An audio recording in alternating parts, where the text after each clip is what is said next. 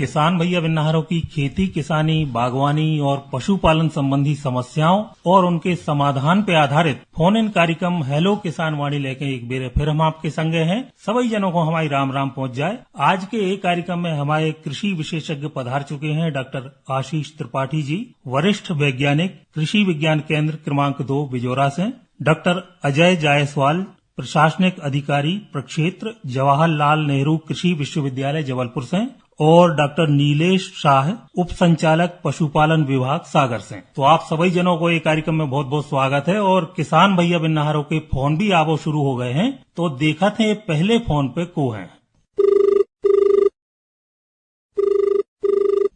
हाँ भैया, आकाशवाणी सागर कार्यक्रम हेलो किसान वाणी। गुड्डू चौर बोल रहा हमारी ढूंढा जिला सागर से। गुड्डू भैया बहुत बहुत स्वागत है आपको एक कार्यक्रम में। जी जी जी। बताओ भैया क्या हो रहा खेती किसानी में? अबे तो बुआनी थोड़ी सी रह गई तो आज भी कर रहे हैं, बुआनी हो रही है। अच्छा, हाँ बतर मिलेगा भैया? हाँ बता, अच्छी बोनी मार रही है आज तो। हाँ, काय की बोनी कर रहे भैया? सोयाबीन बह रहे हैं, तना मका भी बह गई है, थोड़ी सी जुनार बाई है, तना किलो बाजरा बेटा मोटे अनाजों में भी कर रहे हैं और सोयाबीन भी बह रहे हैं नई वैरायटी को। बहुत बढ़िया काम कर रहा है भैया, तरह तरह की फसलें लगा के। अरे हम तो हर चटके से नाज उधर कच्चू में पाता तो लगे। बहुत बढ़िया। तो बताओ भैया, आज के कार्यक्रम में क्या खास जानकारी चाहने आपको? हमारा जो प्रश्न है कि बुआनी तो अपनी भगवान के पास से हो गई, तो अब किन किन बातों को ध्यान रखे हमारे किसान भाई, सभी किसान भाई ज्यादा बुआनी के बाद अब किन किन बातों को ध्यान रखे? बिल्कुल भैया, बहुत अच्छा प्रश्न है आपको। तो आपके लाने जानकारी दे रहे हैं डॉक्टर आशीष त्रिपाठी जी, सुनो ध्यान से। त्रिपाठी जी नमस्कार। नमस्कार नमस्कार। देखिए ऐसा है कि बोनी अगर आपने आज ही की है या कल की है तो खासतौर से सोयाबीन में आप जो प्री इमरजेंस वीडीसाइड है डाइक्लोसोलम 84%, वो 24 से 48 घंटे के बीच में आप जब नमी हो खेत में आपके, तो आप उसको जरूर डालें। उसको डालने से आपका जो नींदा का नियंत्रण है वो 1 महीने तक बना रहता है। और यदि आपको ज्यादा टाइम हो गया तो फिर आपको नींदानाशक नहीं डालना है। दूसरी बात यह कि अंकुरण होने के बाद आप सतत खेत की निगरानी करें, खेत में अतिरिक्त पानी जमा ना हो, इसके लिए जल निकास की जो नालियां हैं उनको आप बोनी के बाद जब अंकुरण हो तब बना दें, क्योंकि जब कभी अगर थोड़ी ज्यादा बारिश हो जाती है तो पानी से आपके खेतों का जो अंकुरण है वो खराब होता है। साथ ही साथ कीट व्याधियां लगते हैं शुरुआती दौर में, उनकी आप निगरानी करते रहें। हालांकि शुरुआती दौर में कोई दवाई बहुत ज्यादा डालने की आवश्यकता पड़ती नहीं है। जब आपकी उड़द या सोयाबीन या मक्का 15 से 20 दिन का हो जाए और खड़ी फसल में यदि आपको आवश्यकता हो नींदानाशक डालने की, तो फसल के अनुसार, नींदा की प्रकार के अनुसार अलग अलग तरह के नींदानाशी हैं, उनका आपको चयन करके बाजार से उनको लेके और फिर उनका स्प्रे करना है। जब आप नींदानाशक का स्प्रे करें तो इस बात का ध्यान रखें कि उसमें वही कीटनाशी मिलाएं जो जिनकी कॉम्पेटेबिलिटी है, जिनको आपस में मिलाने का सिफारिश की गई है। बिना जानकारी के नींदानाशक में कीटनाशी न मिलाएं, अन्यथा कीटनाशी भी पूरा काम नहीं करेगा और नींदानाशी भी पूरा काम नहीं करेगा। तो जिनको मिलाने की सिफारिश है केवल उन्हीं को मिलाएं। और नींदानाशक भी वर्तमान में मिश्रित नींदानाशक बाजार में उपलब्ध हैं जो चौड़ी पत्ती और सकरी पत्ती दोनों को नष्ट करते हैं। तो आप खेत में जब नमी पर्याप्त हो, आप हैं या दूसरे हमारे किसान भाई हैं, खेत में पर्याप्त नमी हो तब आप नींदानाशक का उपयोग करें, और ऐसे नींदानाशक का उपयोग करें जैसे खेत में आपके नींदा हो। अपने से कोई अनुसंधान या प्रयोग करने की बहुत ज्यादा आवश्यकता मुझे लगता नहीं है किसान भाइयों को। तो आप अनुशंसित मात्रा जो है उसका उपयोग करें। पानी की जो मात्रा आप उपयोग करेंगे, आजकल ज्यादातर किसान भाई जो मोटराइज्ड स्प्रेयर हैं जो पेट्रोल से चलते हैं उनका उपयोग करते हैं, तो उसमें पानी की मात्रा कम लगती है। नींदानाशक के लिए ये जरूरी है कि आपको पानी की मात्रा 200 लीटर 1 एकड़ में रखनी है। तो 200 लीटर नहीं तो कम से कम 150 लीटर पानी तो कम से कम 1 एकड़ में जाए, क्योंकि दवा अगर ज्यादा हो जाएगी तो नुकसान करेगा, दवा कम रहेगी तो खरपतवार खत्म नहीं होंगे। तो आप इन सब चीजों का ध्यान रखें। फिर इसके बाद अगर कोई समस्या आती है तो आप फिर जो है कृषि विशेषज्ञ जहां भी आप हैं उनसे संपर्क करके अपनी समस्याओं का समाधान कर सकते। ठीक है गुड्डू भैया। साथ और करने तो थोड़ा सा एक छोटा सवाल। अच्छा बता भैया। जो कह टीकाकरण करवाने, जैसे हमें नहीं गांव कोई करवाने, तो सरकारी हो तो अब सही टाइम चल रहा टीका करवाने को। बिल्कुल भैया, आपके लाने जानकारी दे रहे हैं डॉक्टर नीलेश शाह जी, सुनो ध्यान से। हाँ जी बिल्कुल, ये बिल्कुल उपयुक्त समय है टीकाकरण का।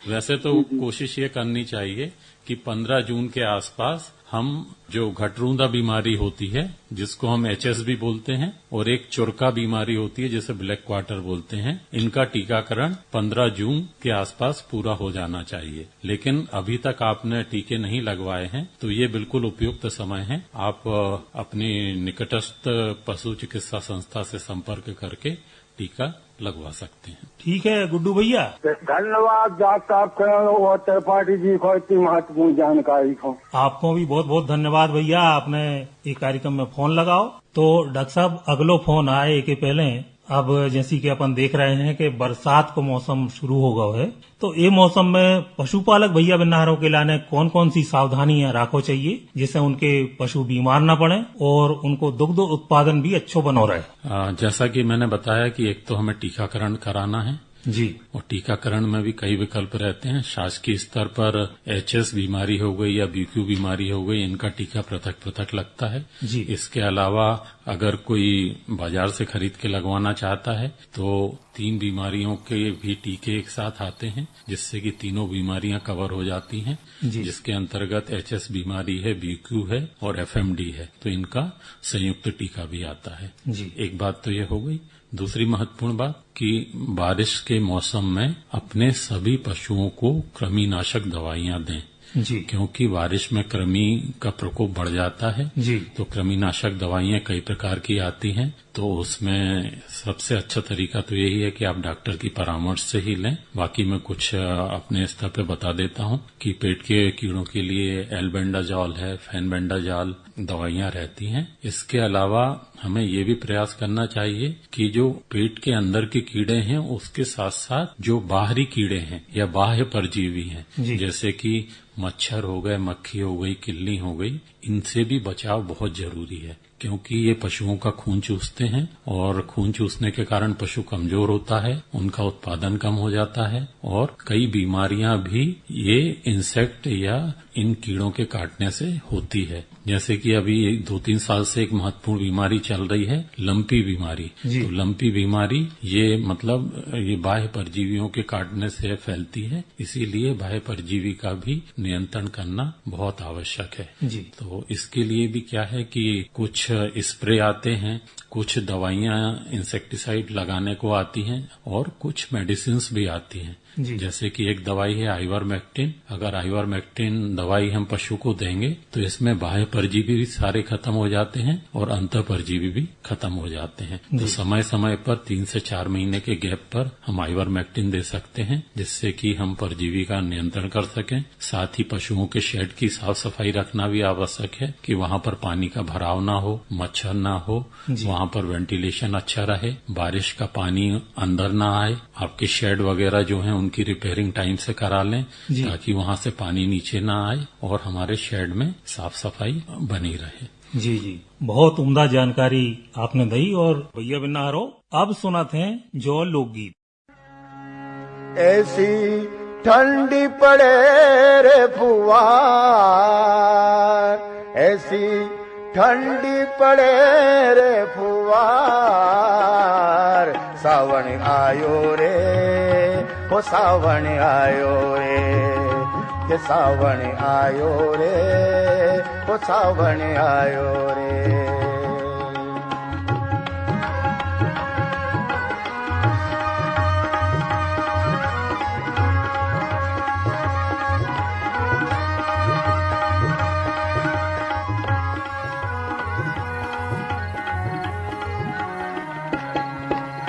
ताल तलैया भरी गया ने नदी भी उबराए, ताल तलैया भरी गया ने नदी भी उबराए। हरी भरी धरती देखने गाया भी रम जाए, हरी भरी धरती देखने गाया भी रम जाए।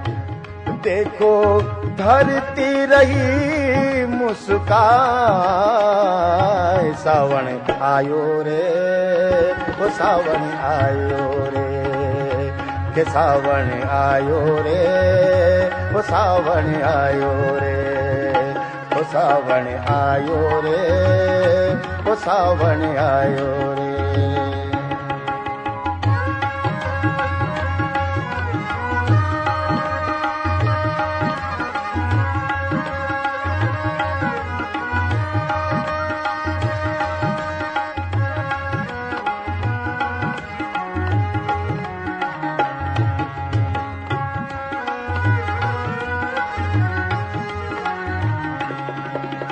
डाल डाल पे झूला बांधा झूले और झूलाए, डाल डाल पे झूला बांधा झूले और झूलाए।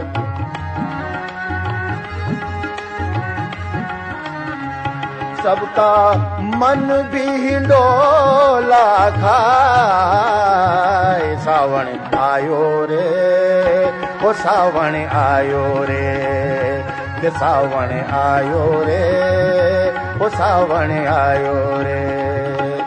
ऐसी ठंडी पड़े रे पुआर, सावण आयो रे, ओ सावण आयो रे।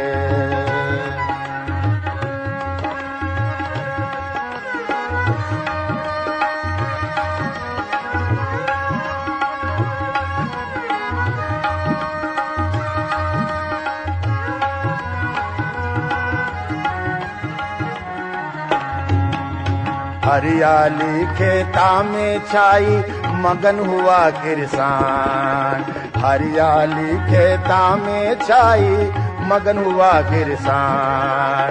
ज्वार बाजरी मक्का पाकी खूब हुयो है धान, ज्वार बाजरी मक्का पाकी खूब हुयो है धान। यो तो गरीबी के दूर भगाए,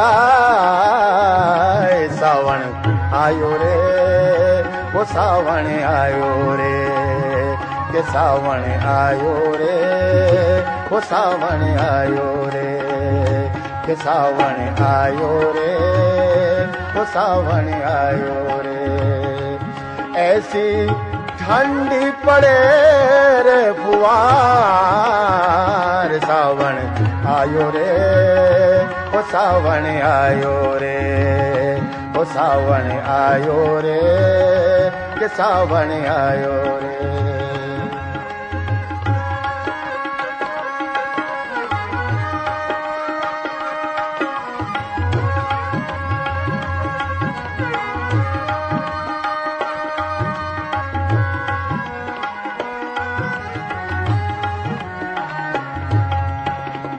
बाल पर घोड़ा बेटा झूले और झूलाए, डाल डाल पे तोता बैठा झूले और झूलाए। बादल देखी मोर नाचे, बादल देखी मोर नाचे, खूब चंगे नचाए। देखो धरती रही मुस्काए, वो देखो धरती रही मुस्काए। सावन आयो रे, के सावन आयो रे, वो सावन आयो रे, वो सावन आयो रे, वो सावन आयो रे, वो सावन आयो रे, के सावन आयो रे, वो सावन आयो रे।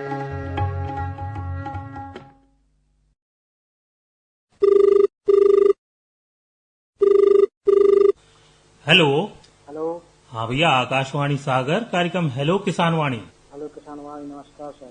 नमस्कार भैया, कुआ बोल रहे? संजू हैदराबाद। कहाँ से हैं? पिपरिया से। अच्छा, बहुत बहुत स्वागत है संजू भाई। बताओ भैया, क्या जानकारी चाहिए आपको? वो ये मक्का का लगाने की, कौन सी किस्म की मक्का लगाई जाए? अच्छा, कितने एकड़ में लगाने भैया? थोड़ी सी जगह में लगाने हैं।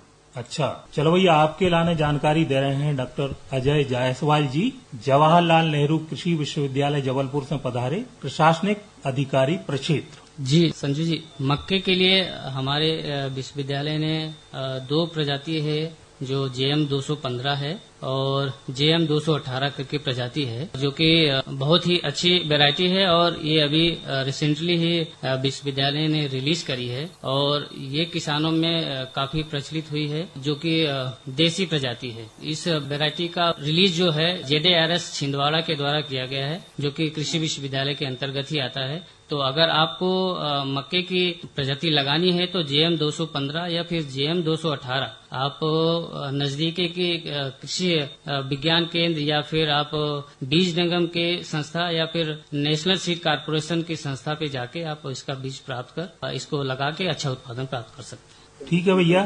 ठीक है सर, कोई उड़द वगैरह की कोई अच्छी किस्म हो? हाँ, उड़द के लिए विश्वविद्यालय के विभिन्न संस्थान हैं, उनके द्वारा कई प्रकार की प्रजातियों का बीज उत्पादन हो रहा है। जैसे आपका इंदिरा उड़द प्रथम 1 है और एक प्रजाति है IPU 2-43। ये लगभग 60 से 70 दिनों की है, जो कि मीडियम ड्यूरेशन की है। तो अगर आप इन दो वैरायटियों को अगर लगाना चाहें तो इनको लगा सकते हैं, या फिर एक पुरानी प्रजाति में T9 करके प्रजाति है, जो कि किसानों में काफी प्रसिद्ध है और इसमें एलोमोजेक का पीला रोग जो है इसमें नहीं आता है। तो अगर आप इनको लगाना चाहें तो आप नजदीकी बीज निगम के संस्थान पे जाके या फिर नेशनल सीड कारपोरेशन के संस्थान से बीज प्राप्त कर इनको लगा सकते हैं। और सर ये बोल रहा है जैसे अब ज्वार लगाना है तो ज्वार भी कोई किस्म नए प्रकार की होगी, मिल जाएगी? देखिए, अब 5 जुलाई हो गई है तो मक्का हुआ, ज्वार हुआ, ये लगभग 90 दिन के बाद ही पकती हैं, लगभग 100 दिन में। तो ज्वार में आप ऐसे संकर ज्वार लगाएं जो 90 से 100 दिन के बीच में पक जाएं, अन्यथा आपकी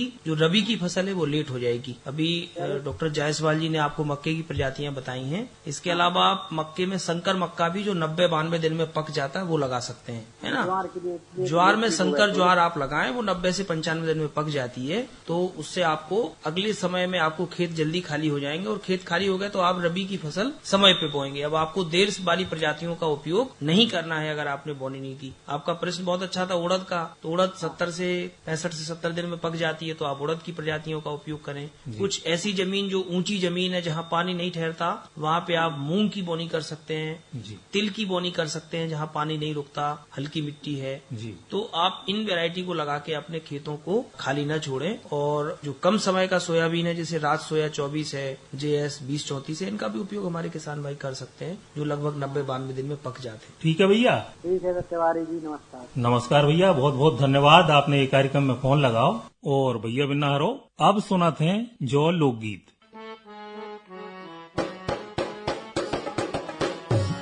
के हरे राम आ गयो सावन मास, सजन घर आए ना हारी। के हरे राम आ गयो सावन मास, सजन घर आए ना हारी।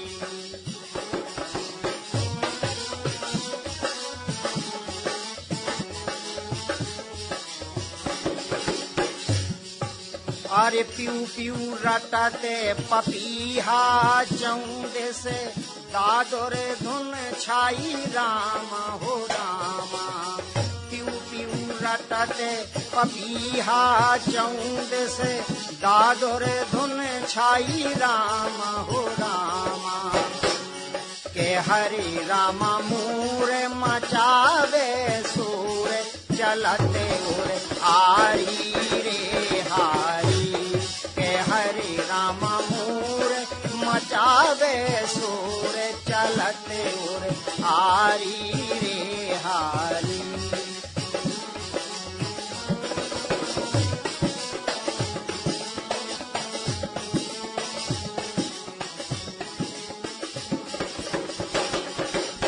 छाई घटा घन घोर बिजुरिया, चमक रही न्यारी न्यारी हो रामा। छाई घटा घन घोर बिजुरिया, चमक रही न्यारी न्यारी हो रामा। के हरे रामा रिम झिम परत फुहार, रात अंधियारी रे हारी। के हरे रामा रिम झिम परत फुहार, रात अंधियारी रे हारी।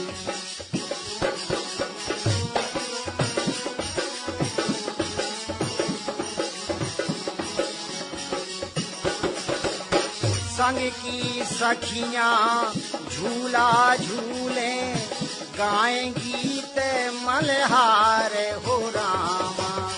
संग की सखियां झूला झूले, गाएं गीत मल्हार हो रामा।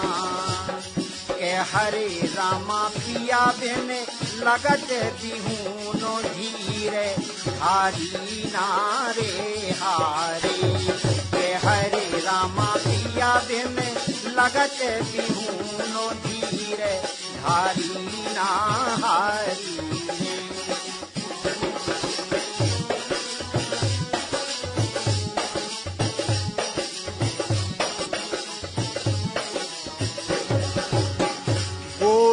गुले बटे राशि दैया, पर गई कारी राम हो रामा।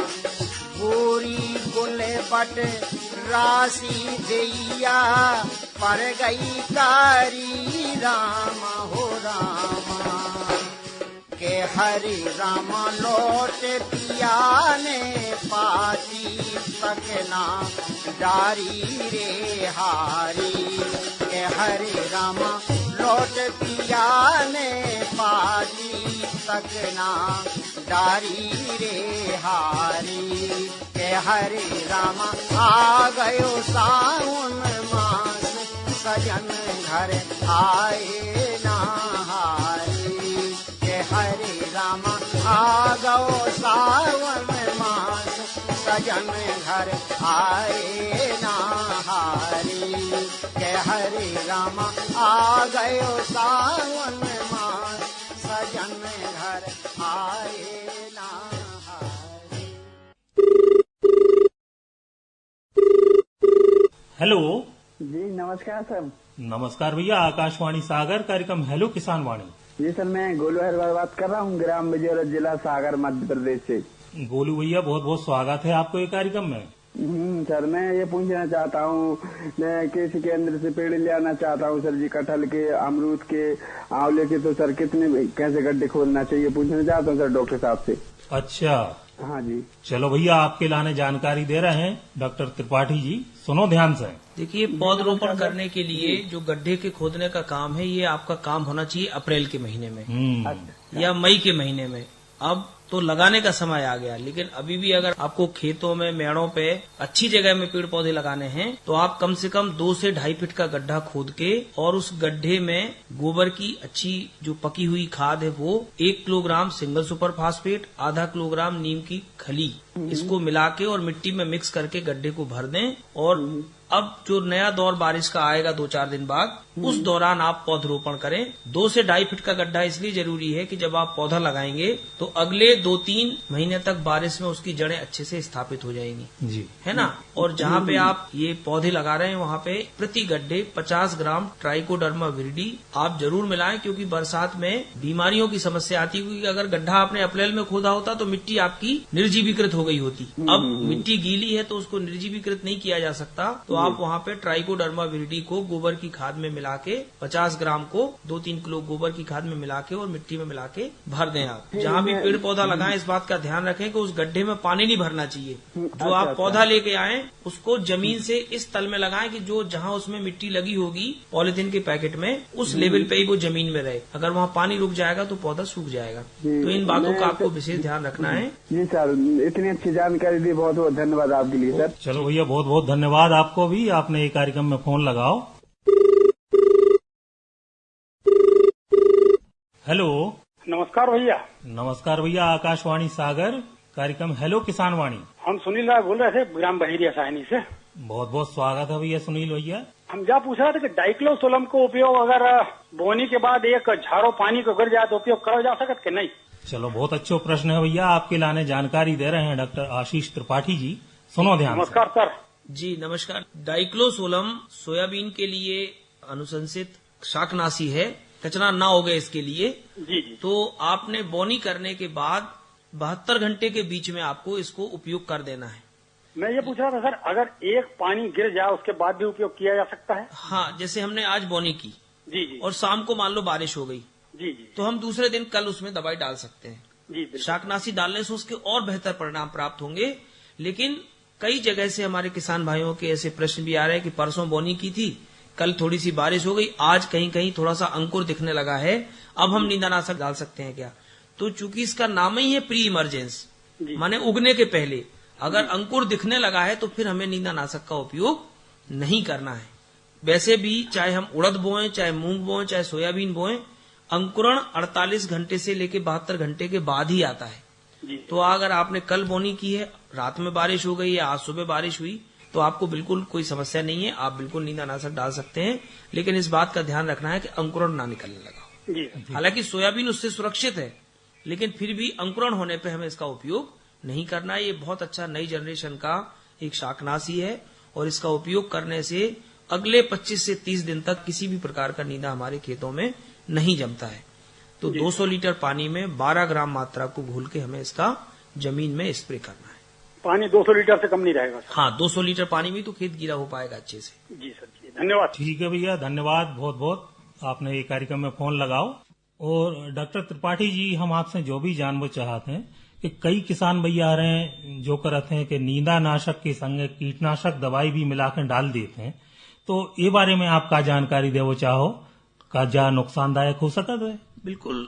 सोयाबीन के केस में खासतौर से किसान भाई हमारे नींदानाशक के साथ कीटनाशी मिलाते हैं, तो कुछ ऐसे कीटनाशी हैं जिनको हम नींदानाशक में मिला सकते हैं जी। तो उसकी जो संगतता है, कॉम्पेटिबिलिटी है, उसको ध्यान में रख के ही हमें जो है इसका उपयोग करना चाहिए। वैसे सोयाबीन में शुरुआती दौर में केवल गर्डल बीटल नामक कीट का प्रकोप होता है, लगभग 20-25 दिन के आसपास। तो अगर हमने नींदा नियंत्रण समय पे कर लिया तो फिर हमारे खेतों में गर्डल बीटल की संभावना कम हो जाती है, तो आपको कीटनाशी डालने की आवश्यकता ही नहीं है जी। और यदि कभी ऐसी आवश्यकता आपको पड़ रही कि कहीं कोई इल्ली का प्रकोप हो रहा है या कहीं आपको और कोई कीट दिख रहे हैं, तो जैसे मान लीजिए हम इमेजा थापर जो हमारा वीडीसाइड था उसके साथ हम इंडोक्साकार मिला सकते हैं, इमेजा थापर के साथ आप रेनेक्सिपार मिला सकते हैं।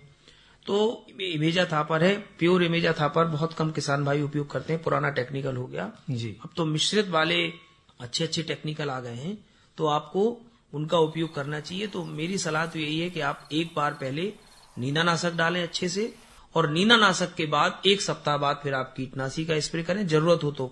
वैसे सोयाबीन में 40-45 दिन के पहले इल्लियों का प्रकोप नहीं होता, तो आप जब फ्लावरिंग स्टार्ट हो उसके ठीक पहले आप कीटनाशी का उपयोग कर देंगे तो आपको फिर समस्या नहीं आएगी। यदि रस चूसक कीटों का प्रकोप होता है तो आप पहले खरपतवारों को खत्म करें, खरपतवार नाशी का उपयोग करें और उसके बाद कीटनाशी का उपयोग करें जी। तो क्योंकि अगर 2 प्रकार की दवाइयों में आपस में मिलाने की सिफारिश नहीं है और यदि हमने मिला दी तो इनका जो इफेक्ट है वो अलग अलग होता है, ना तो कीटनाशी ढंग से काम करता है ना नींदानाशी ढंग से काम करता है। तो आपको अच्छे रिजल्ट के लिए अलग अलग ही डालना बेहतर होगा। हालांकि कई बार आपस में विलेयता नहीं होता है तो फिर दही सा बन जाता, फट जाता है जी जी। और जब फट गया मतलब वो किसी काम का नहीं। जी जी। चलिए, बहुत अच्छी जानकारी आपने दी और किसान भैया रहे, उम्मीद है ये जानकारी को फायदा ले हैं, अपनी खेती किसानी में दवाई छिड़कत समय ये बात को ध्यान रखें। और यही के संगे आज को हेलो किसान वाणी कार्यक्रम संपन्न हो रहा है। चलवे के पहले बता दें कि आज के एक कार्यक्रम में हमारे कृषि विशेषज्ञ पधारे थे डॉक्टर आशीष त्रिपाठी जी, वरिष्ठ वैज्ञानिक, कृषि विज्ञान केंद्र क्रमांक 2 बिजोरा से, डॉक्टर अजय जायसवाल जी, प्रशासनिक अधिकारी प्रक्षेत्र जवाहरलाल नेहरू कृषि विश्वविद्यालय जबलपुर से, और डॉक्टर नीलेश शाह जी, उप संचालक पशुपालन विभाग सागर से। तो आप सभी जनों को बहुत बहुत धन्यवाद। कार्यक्रम को संचालन कर रहे थे हम राजेंद्र नारायण तिवारी। सभी जनों को राम राम।